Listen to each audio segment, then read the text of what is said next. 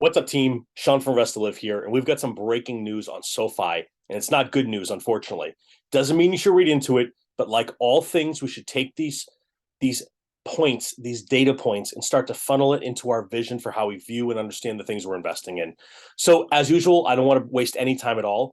So today, Monday, the 21st of November, going back a couple hours, this was the headline we saw. Democratic senators urge regulators to monitor SoFi trading activity, expressing concern during crypto meltdown. So, in a nutshell, here's what we saw. They were really honing in on SoFi's February 2022 acquisition of Golden Pacific Bancorp, which converted SoFi into a bank holding company, and this is according to lawmakers, subjected it to consolidated supervision by the Fed. Nothing new here. But the key was these four Democratic lawmakers on the Senate Banking Committee were urging federal regulators to look into its cryptocurrency trading activity. Let's talk about why this was. Now, one thing of note that we should take into account here as well is SoFi a spokesperson from SoFi rather came out and said, as far as they believe, they've been fully compliant with the mandates of our bank license and applicable laws. So here's the deal. What they're basically saying in a nutshell is like, does this really make sense for a bank to be dealing in crypto trading? And here I'm going to read exactly what the point was. So, four Democratic lawmakers on the Senate Banking Committee urged federal regulators to look into SoFi's cryptocurrency trading activity in a letter on Monday, warning its digital asset activities pose significant risks to both individual investors and safety and soundness. Now, here's what we know. SoFi stock got crushed today. Not great. Now, the other piece of this as well is that they sent an additional letter to SoFi CEO Anthony Noto, where they essentially came out and said, we have deep concerns over the lack of regulation in cryptocurrency while also holding a bank charter, right? So that's the real issue at hand here, is that we've watched a year of just complete and utter disaster, chaos, and meltdowns in the crypto space.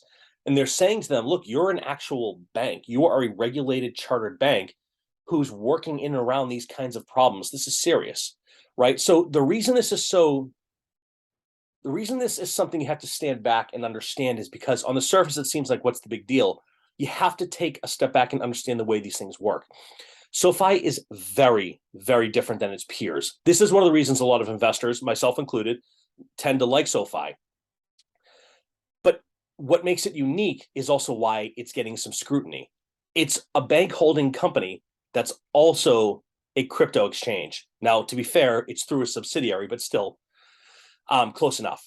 So what I want you to really think about here is, in terms of what the risk profile could look like, a worst case scenario, and I'm not saying this is happening, but a worst case scenario is they could come in and say, look, you can't do crypto trading anymore, or you risk losing your banking license.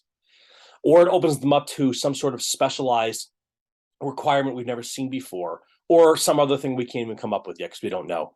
I just wanted to share this news because people are reporting this the wrong way from what I've seen so far today. It's a lot of like, this is fun. It's not a big deal. They're totally safe. They've got plenty of money. Team, don't misinterpret what's happening here. There are regulations that are for banks in the United States, okay? There is a banking committee in the Senate. They are a bank.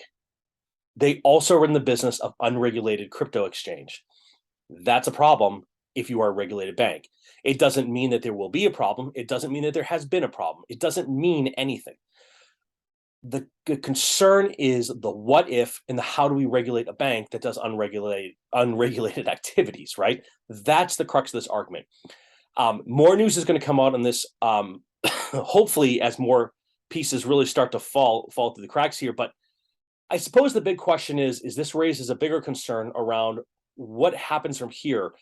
If they're allowed to do this, do all the other major banks jump in and act as crypto exchanges? Why wouldn't they, frankly? What does this mean for SoFi? What does this mean for their growth rate? What does this mean for the valuation? It's too early to tell, but I think it's very concerning here that people are misunderstanding what this means. And I think this is because for a lot of folks, they read the headlines, report on that, and don't go deep into it. You have to understand that the entire reason banking is regulated is to provide a safe, secure, known environment where your money is typically going to be insured.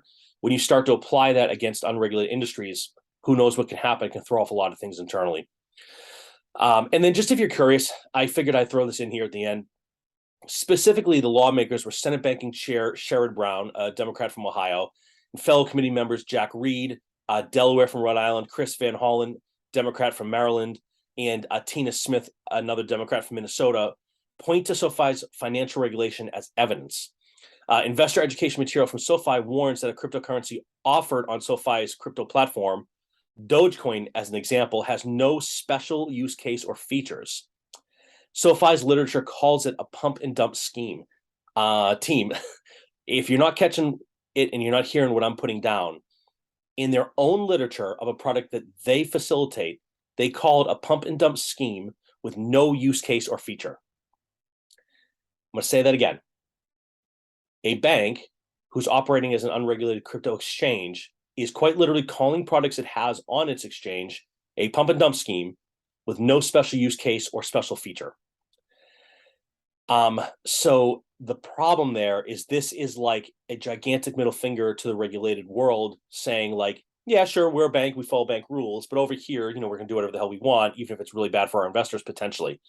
So I think the reality is here, Noto and team need to come back with a really strong case for why this isn't a big deal, why they don't need to be concerned about it, and why they need to really focus on how they've separated those two things, how they're not associated, how your money in a regulated bank account is separate from money in a crypto exchange. And that's what I expect to see.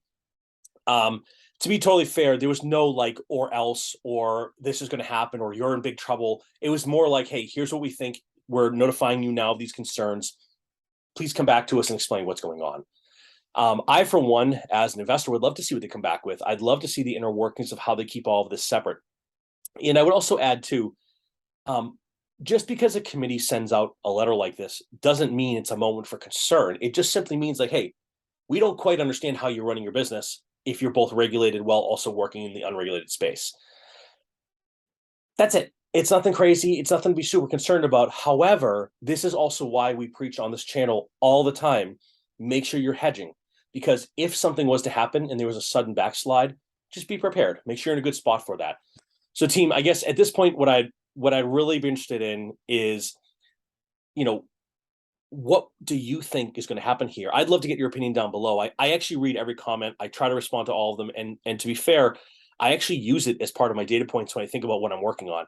So thanks so much for watching. Appreciate your time. Hope everyone's doing great, and good luck out there. It's getting pretty scary lately. So with that, have a good one. Dogecoin, no special features, no values. Regulated bank just said that. That's pretty interesting. Thanks, team.